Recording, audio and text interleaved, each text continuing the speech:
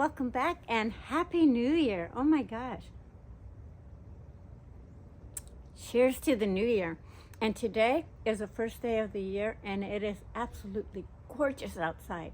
I mean, the sun is out and it's beautiful.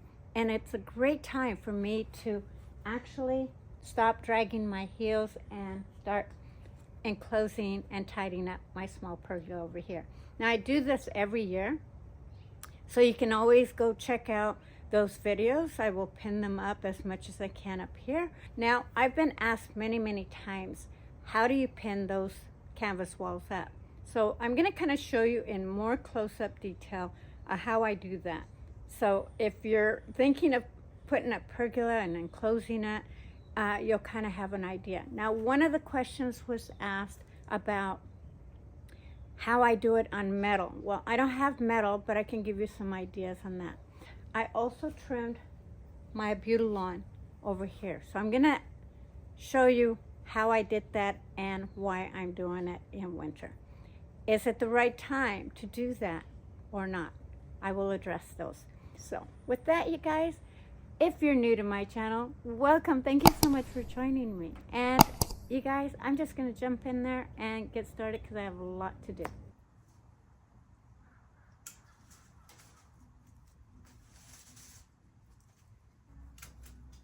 Now you may be wondering, why on earth are you pruning back this Abutilon in the middle of winter?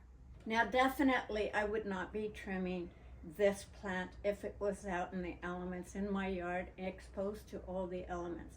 But because this is under a covered area, plus I also enclose this in the winter months, this will never go dormant and this will continue to grow and thrive. For that reason, this is why I'm taking a chance.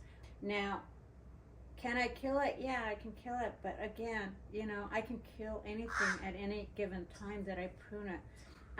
I don't know if you guys recall on one of my previous videos how I trimmed my hot lip salvia, and I did it in around this same time of the year, and it hasn't hurt them yet. So as a gardener, I find that trimming things and taking chances is one way to learn what you should never do. But again, because this is in a more protected area, I find that it's safe enough for me to do this.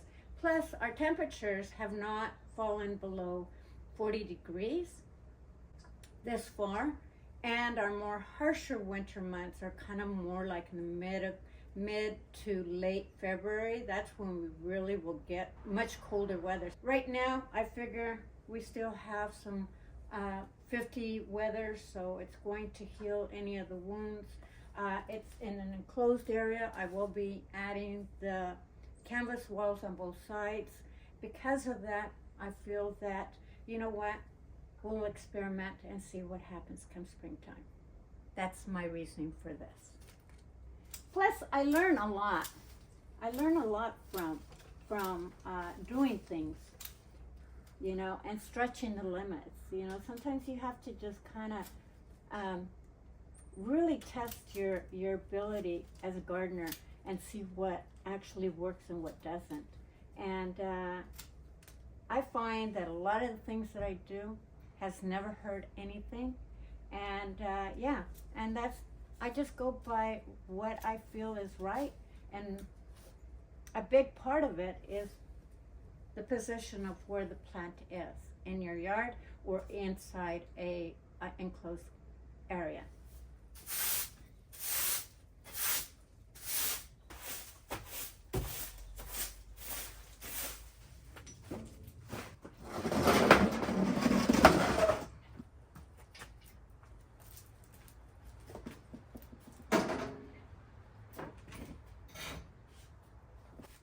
Now, doesn't that look so much nicer?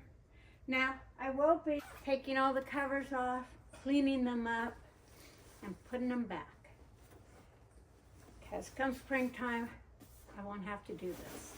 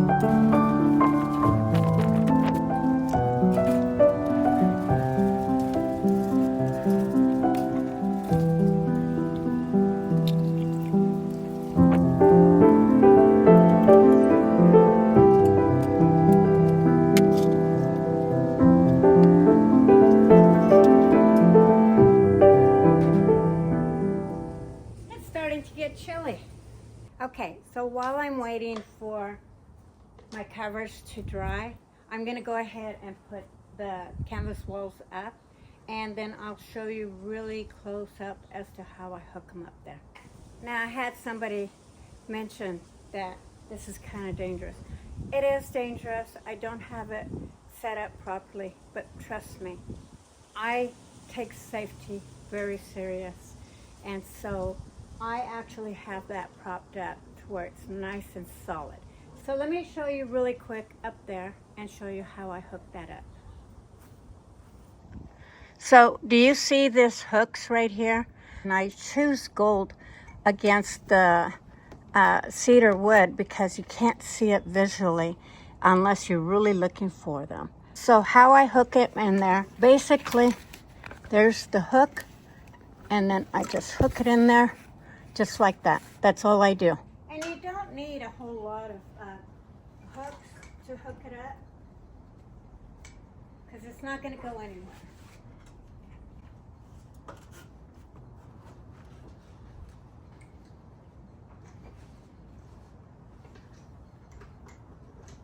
Now, when I did my canvas walls, I actually had them sew this. They're just kind of like a silk string, and they just sewed it like this. So what I do with this silk is that I pull it on one side, and I grab the other one, so it's nice and taut, and I just wrap it around. And you can do it more than one. Depends on how long you make them. And then I just tie them. Put a little bow.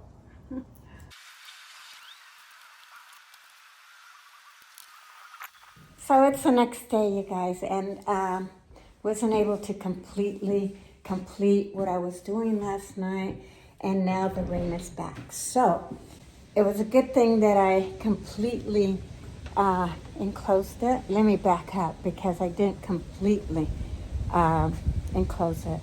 I partially enclosed it, and I'll kind of touch up on that a little bit. But I like the fact that it is completely cleaned out, which I absolutely love every time I close it up because it just gives me a whole fresh new look, and it just feels clean when I go in there now. And just being able to sit in something that's nice and clean is always nice.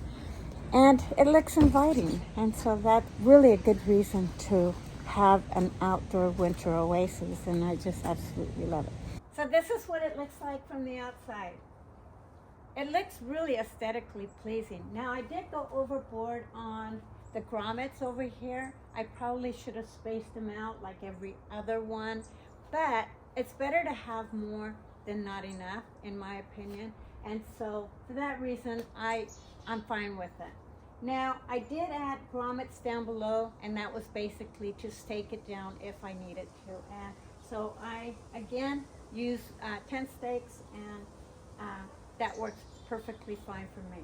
Now, my only regret is that I didn't measure this apparently right. So I didn't take it all the way to the end, but it still seals it really well. It's nice and taut. Now, I was asked, can you do this on metal? Well, yes, you can do this ribbons on metal. You can do it on wood. You can do it on anything as long as it's a post. I would just suggest that if you're going to have these silk ribbons put on, to make sure that they're really long. It's better to have them too long than not enough. The other option that you can do with both wood and metal is that you can do like boat snaps. And so they have like a snap just like you would on pair of jeans, and you screw in the bottom part to the wood or the metal, and then you add the top snap, and then you can just snap it.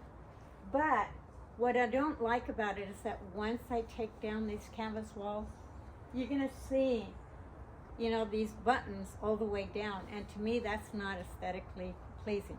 Now, if you get grommets or boat snaps, and you have like say a black pergola or a steel pergola that's dark, try to match that color and then it won't be quite as visible.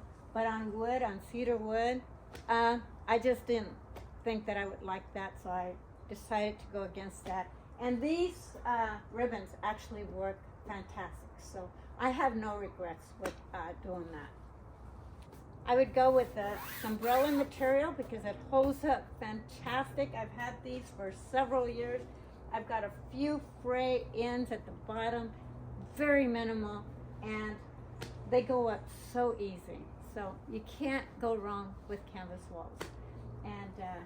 And definitely add some windows, because if you're going to winterize any plants in your pergola, you want some light to filter in and allow that, because it's great for sowing seeds. It's great for overwinterizing plants. It's great for so many reasons. And also, like I mentioned, is that when you're looking out, you're able to see your yard and see what's happening out there. So for that reason, I absolutely love it. And having plants inside your pergola is a beautiful thing to have, because it's kind of bringing the outdoors in. So that's my take on that. Let me know what you would do different if you were to build canvas walls, and what would your design be like, and what would you change from mine. Okay, so let's go around and check out the other side. So in this canvas wall, I wasn't able to film because my camera died and I wasn't aware of it at the moment. But what I did here is that one thing that I do every year on this side, because there's really no overhang. I mean, there's just a little lip up here. But if the wind was to blow and the rain was to hit against that wood, it might drip inside. So just for added measure, I just do packaging tape basically all along there, and it's very minimally visible.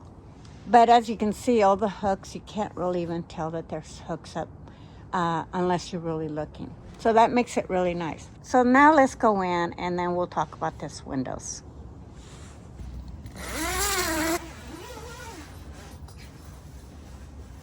So the nice thing about this canvas wall is that I put the zipper on both sides so that you're able to close it in and not reaching outside. I'm a little short, so.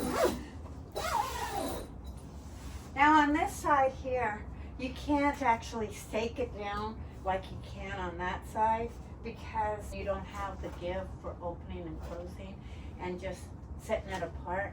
It makes it more difficult. So this part is fine. It's got protection from the house, so you know if there's any gust of wind and stuff, it's be protected because of the house. My only advice when making tarps, make sure that whatever windows you put in, that you do it when you first order it, because anytime after that, it's considered rework, and so you're basically paying for almost doing it again. One of my biggest regret, and I learned this from last year when our temperatures dipped down below 30, is that placing these plastic windows here, and as grand as I made them, this then gets colder, which really affected my Abutilon. Didn't shed its leaves, but it really got below the temperature that it was happy at. So my regret is that I didn't add some curtains over here that I could just roll up or roll down to give that added protection. Also be able to monitor what's going on in here. And it just kind of opened everything up into more of a really nice area where I can be able to look out to see what's going on. But let's talk about my Abutilon, because like I mentioned, you know, as a gardener, you know, you really kind of want to test yourself. I mean, if you don't test yourself and you don't fail, you don't know whether, you know, things are going to work out or not. The worst thing that I could have done to this plant right now by trimming it in the winter is that I may have affected the blooms for this year's blooming cycle. outside of that, it's not hurting the plant, it's not hurting the foliage, as long as it's in an enclosed area. Now, if this was outside, there's no way in hell I would be trimming it in winter. But given that I typically do it in fall, because it's right before I enclose this, and it gives it a lot of healing time. But again, our temperatures haven't dropped below 30 degrees, so we haven't even gotten a very hard frost yet. So for that reason, I felt that it was safe enough. And again, the worst that can happen is that I might not get as many blooms, but that's about it. So test yourself, because as a gardener, when you're learning and you're buying plants, you know, the only failure there is, in my opinion, is if you let it die because you neglected to take care of it. But always test yourself, because that's how you learn. You know, sometimes it's just trial and error. So anyway, but that's enough about plants. So the one thing that I added here, which I think really kind of took this to the next level. I mean, there's a lot of things that I can do in here to make it even more cozier, more elegant, but we're talking about an outdoor space. So you make it whatever you feel is comfortable. And to me, this looks really comfortable. But the one thing that's easy to change out is either coverings, pillows, or even a rug. And I absolutely love that black and white rug. And it looks so much nicer and classier than it did with the previous rug that I had. Let me know what you think in the comments below. So the one thing that I didn't do was put the plastic tarp on this side or on this side. And the reason for it, like I mentioned earlier, our temperatures have been above freezing. And so for that reason, I decided not to put them up, at least for now, for the time being. I don't know. We'll see what happens if it starts, you know, sprinkling snow and blowing snow in here. I may enclose it, but, you know, we'll see. We'll see what happens. So with that, you guys, I really hope you enjoyed this, and thank you so much for watching. I love you.